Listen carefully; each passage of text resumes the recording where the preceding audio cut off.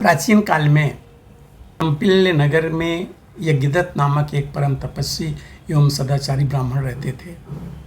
वह संपूर्ण वेद वेदांगों के ज्ञाता और सर्वदा स्रोत स्मार्त कर्मों में प्रवृत्त रहते थे। उनके गुणनिधि नाम का एक पुत्र हुआ, जो यज्ञोपवीत होने के बाद समस्त विद्याओं को पढ़ करके पूर्ण विद्वान हो गया। दैववश कुसंग में पढ़ने से उसे जुआ खेलने का जो दुर्व्यसन है वो लग गया। गुणनिधि अपने पिता से छिप पाकर घर के आभूषण आदि ले जा करके जुआ खेलता और हार जाता। जब यज्ञदत्त को उसके दुर्व्यसन का पता लगा तो उन्होंने उसे अपने घर से बाहर निकाल दिया। घर से निकलकर गुणनिधि भोजन की खोज में संध्या समय एक शिवालय में पहुंचा। उस दिन शिवरात्रि थी। वह वहाँ द्वार पर बैठकर शिव कीर्तन सुनने लगा। शिव भोग चुराने के लिए मंदिर में घुसा।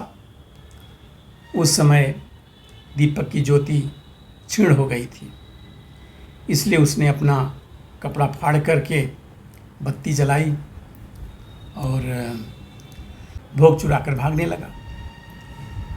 इतने में उसके पैर के लग जाने से एक आदमी जग गया।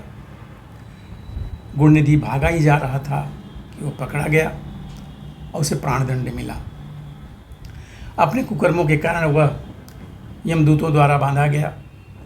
इतने में ही भगवान शिव के पार्षद भी वहाँ पहुँचे। उन्होंने बंधन से छुड़ा लिया और कैलाशपुरी में ले आए।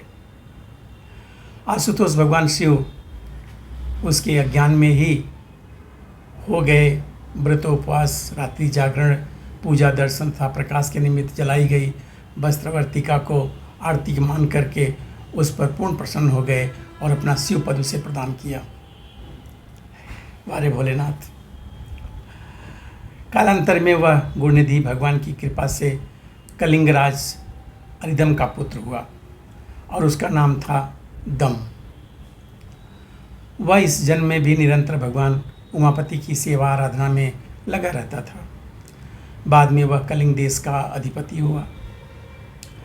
राजा दम ने बड़ी प्रसन्नता से श्रद्धापूर्वक शिव धर्मों का प्रचार किया। समस्त शिवालयों में दीपदान करने की आज्ञा उन्होंने लोगों को प्रदान की और ऐसा न करने पर दंड की भी व्यवस्था की। वह स्वयं भी इस नियम का नित्य पालन करते रहे। आजीवन इस व्रत का पालन करते हुए उन्होंने बहुत सी धर्म संपत्ति संचित कर ली। फिर वह काल धर्म के अधीन हो गए। शैवी भक्ति के कारण वह अलकापुरी के अधिपति बने। पद्मकल्प में पुलस्त्य के पुत्र विश्रवा के घर में उनका जन्म हुआ। विश्रवा के पुत्र होने से विश्रवा कुबेर तथा इड़वीड़ा के गर्भ से उत्पन्न होने से एडवीट कहलाए।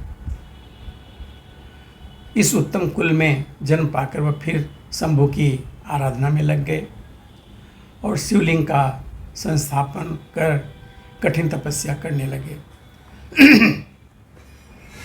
जब करते करते हजारों वर्ष बीत गए और उनके शरीर में केवल अस्थि चर्म मात्र रह गया था, उस तीव्र तप के द्वारा प्रसन्न होकर के भगवान शिव उमा से प्रकट हुए और कहने लगे, हे वैष्णव, तुम्हारी तपस्या से मैं एकदम प्रसन्न हूँ और तुम्हारी अभिलाषा पूर्ण करने के लिए मैं आया हुआ हूँ। तुम अपना अभीष्ट वर मांग लो। ऐसा मधुर वचन सुनते ही वैष्णव ने आंखें खोली, परंतु शिव जी के तीव्र तेज के प्रकाश से उनकी आंखें फिर बंद हो गईं और उन्होंने हाथ जोड़कर प्रार्थना की, प्रभु मुझे ऐसी शक्ति दीजिए जिससे मैं आपके चरण बिंदों का दर्शन कर सकूं। आपके दर्शन मात्र से मेरी अभीष्टि की सिद्धि हो जाएगी। तब शिव ने कृपापूर्वक हाथ से उनका स्पर्श किया। स्पर्श करते उसकी दिव्य दृष्टि हो गई।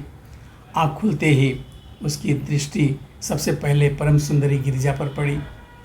अतएव वह क्रूर दृष्टि से उन्हीं को घूर घूर कर दिखने लगे। इसका फल यह हुआ कि उसकी बाईं आँख दृष्टि विहीन हो गई। पार्वती जी उसका यह दुर्व्यवहार देखकर कहने लगी, यह तापस तो बड़ा दुष्ट मालूम होता है, मुझे क्रूर दृष्टि से देख रहा था। शिव जी ने हंसकर कहा, देवी, यह तो तुम्हारा पुत्र है, तुम्हें किसी बुरी भावना से नहीं देख रहा।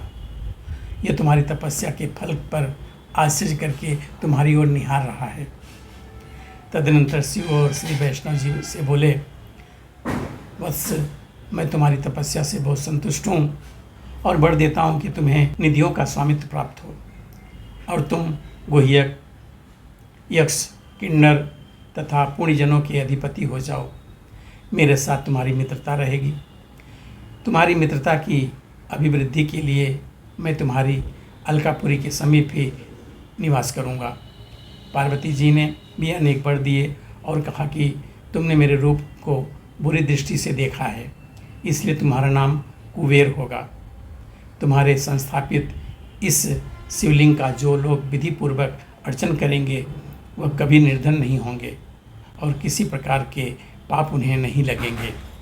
ऐसा वर देकर भगवती पार्वती के साथ भगवान शिव अंतर्ध्यान हो गए और कुबेर अलकापुरी का ऐश्वर्य पाकर परम संतुष्ट हुए। इस प्रकार भगवान शिव की आराधना तथा उनकी कृपा से उन्होंने उत्तर दिशा का आधिपत्य अलका नाम की दिव्यपुरी नंदन वन के समान दिव्य उद्यान युक्त चैत्ररथ नामक वन तथा एक दिव्य सभा प्राप्त की। साथ ही वह माता पार्वती के कृपा पात्र और भगवान शिव के घनिष्ठ मित्र भी बन गए। धन्यवाद।